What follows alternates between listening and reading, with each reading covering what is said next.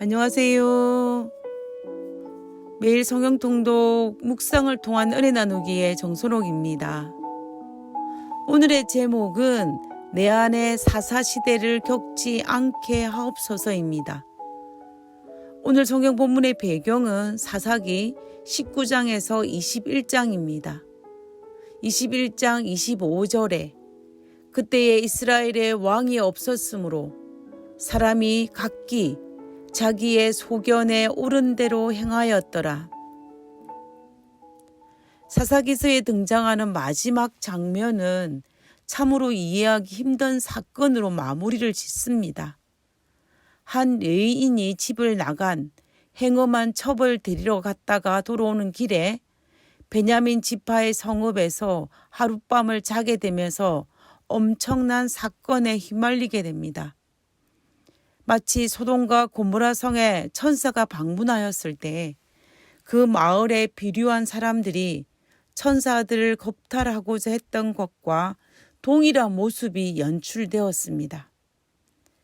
소돔과 고모라 성에는 천사들의 개입으로 아무 일도 일어나지 않고 그 밤에 심판의 불이 내려와 소돔과 고모라와 스보임과 아드마를 멸망시켰지만 베냐민 땅에서는 생명의 위협을 느낀 레위인이 자신의 첩을 강제로 넘겨주었고 그 마을에 있던 비류한 사람들이 밤새도록 욕을 보임으로 첩이 죽는 사건이 발생하였습니다.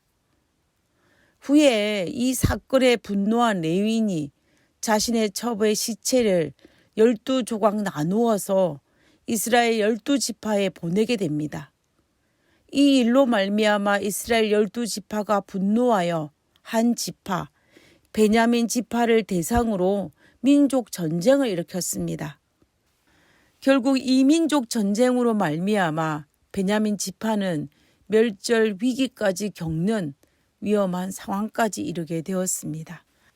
이 사건을 사사기의 맨 마지막 사건으로 기록하고 있습니다. 저는 이 사건을 보면서 사사시대는 비정상의 시대라는 생각을 하지 않을 수가 없습니다. 정상이 별로 없어 보입니다. 동성연애를 하고자 하는 베냐민 지파에 비류한 사람들, 자기 아내를 강제로 비류한 사람들에게 내어주는 비정한 남편, 그리고 죽은 아내의 시체를 12조각 내어 각 지파에 보내는 야비하면서도 이상한 행동, 그리고 자기 잘못을 인정하지 않고 12지파와 민족 전쟁을 선택한 어리석은 베냐민 지파. 승리한 12지파 군사들이 전쟁과 상관없는 베냐민의 온 성읍 사람들은 물론이요, 짐승까지 죽이고 불태우는 절제하지 못하는 분노. 그러면서 사사기의 상투적인 표현으로 이 엉뚱한 사건과 사사기 시대의 전체를 마무리 짓고 있습니다. 사사기 21장 25절에 그때에 이스라엘에 왕이 없었으므로 사람이 자기 소견에 옳은 대로 행하였더라. 그런데 이 말은 모순입니다. 이 당시는 신정정치로 이스라엘의 왕은 하나님이시고 이스라엘의 법은 율법이었습니다. 이스라엘에 왕이 없었던 것도 아니고 법이 없었던 것도 아니었습니다.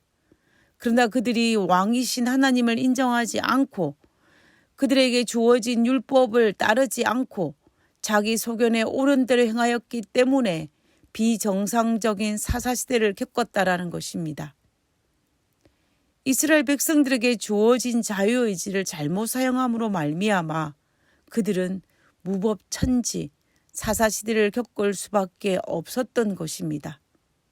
그런데 우리가 잘못 보면은 이 성경 구절이 마치 신정정치는 실패하고 왕정정치를 해야만 하는 것처럼 볼 수 있다라는 것입니다.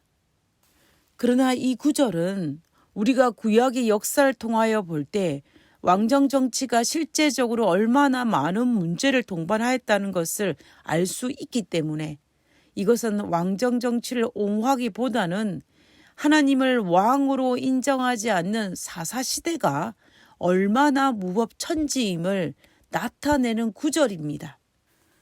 그러나 자비하신 하나님께서는 이 사사시대의 마지막 시대인 사무엘 시대에 이르러서 이스라엘 백성들이 하나님을 왕으로 섬기는 신전 정치를 버리고 사람이 왕이 되는 왕정 정치를 선택하여 인간 왕을 구하였을 때에 하나님께서 연약한 인간의 의지를 아시고 허락하시는 것을 볼 수 있습니다. 하나님께서는 왕정 정치를 얼마나 많은 위험을 가지고 있음을 설명하시면서 그들에게 그것을 허락하셨습니다. 우리는 사사기를 마무리하면서 우리도 내 안에 나를 주정하고 통제하는 하나님 없이 내 소견에 옳은 대로 행한다면 아마도 우리도 어리석은 내 안의 사사시대를 겪게 될 것입니다. 자기 소견에 옳은 대로 살아가는 것만큼 무서운 것은 없습니다. 자녀를 키울 때에도 기울 일이 있어야 하고 울타리가 있어야 합니다. 그것이 없으면 자녀들은 방종하게 되고 절제하지 못하게 됩니다. 부모는 자녀들을 절제하도록 가르쳐야만 합니다. 결국 이 절제가 바로 울타리이고 자기 소견에 옳은 대로 살아가는 것이 아니라 부모의 규칙에 순종하는 것입니다. 성경에서 부모가 자녀에게 절제를 가르치지 않음으로 말미암아 방종한 대표적인 인물이 대제사장 엘리의 두 아들 홈니와 비느하스였습니다. 그러므로 자기 소견에 옳은 대로 살아가는 것만큼 무서운 것이 없다는 것을 우리는 알 수 있습니다. 우리는 내 소견에 옳은 대로 살아가는 사람이 아니라 왕의 명령, 즉 하나님의 명령을 따라서 살아가는 것이 가장 현명하고 지혜로운 방법입니다.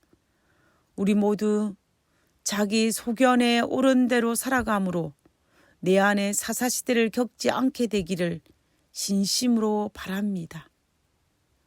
하늘에 계신 저희들의 아버지, 무엇보다도 내 소견에 옳은 대로 살지 않고 말씀에 옳은 대로 살아가는 사람이 되게 하여 주시옵소서.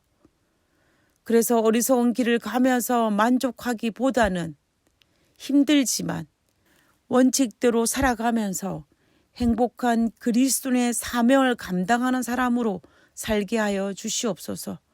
하나님, 매 순간순간마다 우리에게 힘을 주시고 우리가 하나님의 말씀에 복종하고 순종할 수 있는 그런 마음을 허락하여 주옵기를 거룩하신 예수님 이름으로 기도드렸습니다.